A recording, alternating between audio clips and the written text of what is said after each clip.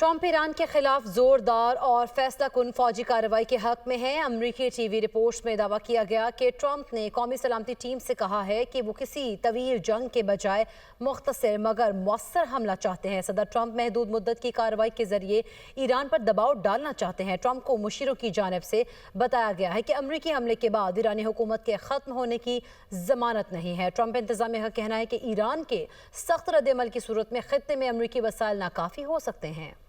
Trump Iran के खिलाफ जोरदार और फैसला कुन फौजी कार्रवाई के हक में है। अमरीकी टीवी रिपोर्ट्स में दावा किया गया कि ट्रंप ने कौमी सलामती टीम से कहा है कि वो किसी तवील जंग के बजाय मुख्तसर मगर मौसर हमला चाहते हैं। सदर ट्रंप महदूद मुद्दत की कार्रवाई के जरिए ईरान पर दबाव डालना चाहते हैं। ट्रंप को मुशीरों की जानिब से बताया गया है कि अमरीकी हमले के बाद ईरानी हुकूमत के खत्म होने की जमानत नहीं है। ट्रंप इंतजामिया का कहना है कि ईरान के सख्त रद्द-ए-अमल की सूरत में खित्ते में अमरीकी वसाइल नाकाफी हो सकते हैं।